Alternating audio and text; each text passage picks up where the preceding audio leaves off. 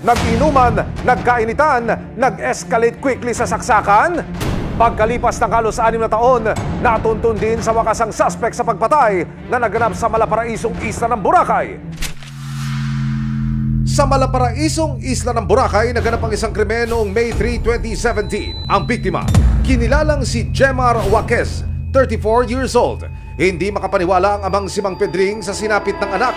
Pinaalam na lang sa amin nga patay na siya, nandun na sa punerarya. Yung kasama niya ma'am sa mga trabaho, nagtawag dito sa amin. Siyempre masakit sa akin kasi ama ako may sukat sa dito sa malapit sa dugan, sa dibdib. Pangalawa sa 13 magkakapatid si Jemar. Tubong kagay sa Rojas City sa Capi si Jemar na isang tricycle driver. At para kumita ng extra para sa pamilya, namasukan din siya bilang isang construction worker. Kung minsan, nagtrabaho sa konstruksyon. Kung dito siya sa amin, sa Capis, nagdadrive siya ng tricycle. Puro pumunta sa Boracay, naghanap ng trabaho sa konstruksyon. Hindi ko nga alam na doon sa pala. April 2017, nang bumiyahe si Jemar papuntang Isla ng Boracay kasama ang pisa niyang si Norman. Hindi niya tunay na pangalan. Ang pakay ng dalawa, maghanap ng mapapasukang construction site. Niyaya lang po kami ma'am, punta ng Boracay kasi may trabaho daw doon. Si Jemar po ma'am, niyaya lang po kami. Marami kami ma'am, parang nasa 8 yata. 3 lang kami magkakilala. Kwento pa ni Norman, sa napasukang kumpanya nila, nakilala si JV Barrios, isa ring construction worker. Naging maayos naman ang pakikitungo nila sa isa't isa. Doon ko lang din yung nakilala, si JV Barrios. Ariya sa Birds ba? Isang barracks lang po kasi kami ma'am. Tapos magkasama kami sa trabaho. May mga oras pa ngang nagiinuman silang magkakasama. Mainitin talaga ulo nun, JB. Ikunin baga ma'am sa ano. Hindi siya mabiro-biro. Ayaw magpakantsaw. Yung ano lang si Jemar, yan lagi ka-anuan niya. Silang dalawa lagi nag-anuan. Pagkakantsawan sila. Kasi yung si Jemar, mahilig din yan mag-kantsaw eh. Hanggang noong hapon ng May 3, 2017, habang nagkakasiyahan ng magkakatrabaho, nagkaroon daw na mainit na pagtatalo sina Norman at JV. Nagkasagutan sa inuman ba ma'am? Pagkatapos, nagsuntukan silang dalawa. Pagkatapos ng suntukan, hindi kinaya ni JV si Jemar sa suntukan. Uminto lang silang dalawa. Tapos umuwi si JV ng barracks.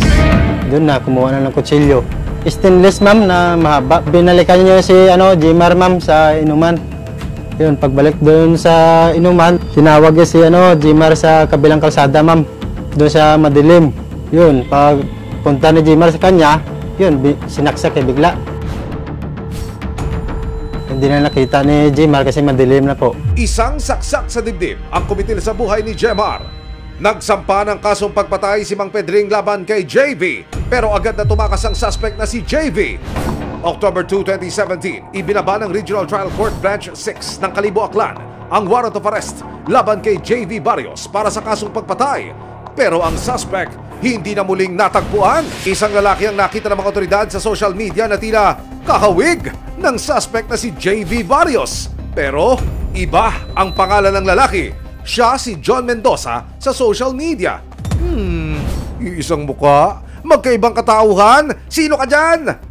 Paano nyo sinurveillance to? Meron ba kayong nakausap dito na, ayun yung hinahanap nyo, pakikwento nyo nga sir. Actually yan, construction worker kasi, pumasok na construction worker. So, yun, yung ibang tropa natin, nagpanggap na nagbebenta ng balon. Okay. So, yun, habang nagbebenta puno ng balon doon, nakita nga yung ating subject, ngayon, pinicturan niya muna yun para ma-verify namin kung talagang siya yun. Dahil medyo luma nga yung warrants.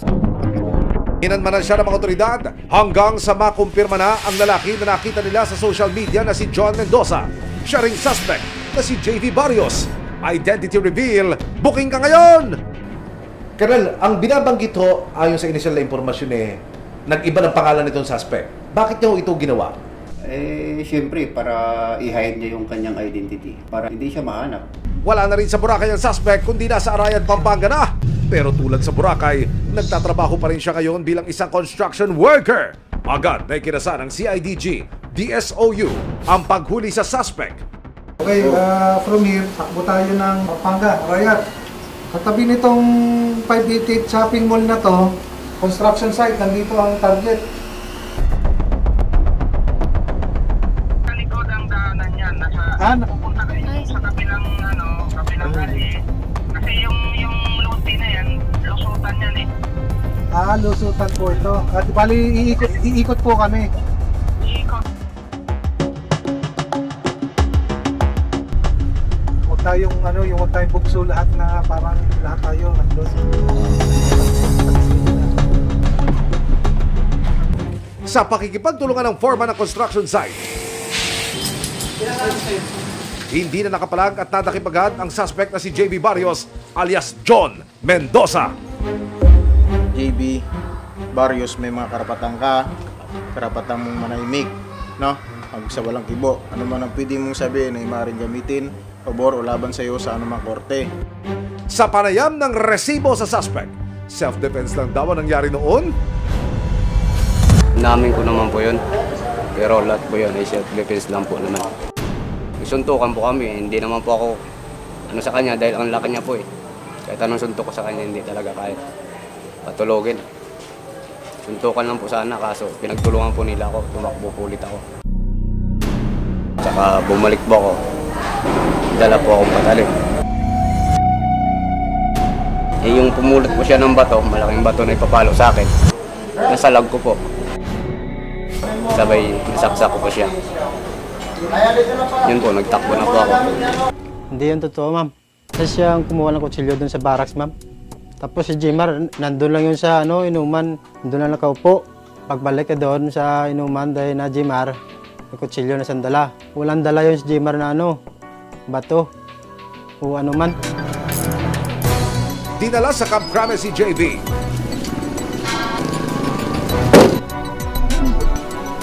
Sa pagkakadakip sa pumatay kay Jemar, malaki ang pasasalamat ng kanyang pamilya.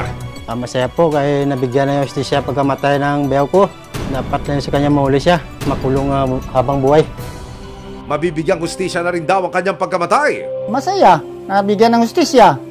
Tagal niyang magtago. Hindi ko na gani alam nga mahuli pa siya. Ay siyempre pagdusahan niya hanggang mabulok sa bilangguan para matusahan niya yung ginawa niya sa anak ko.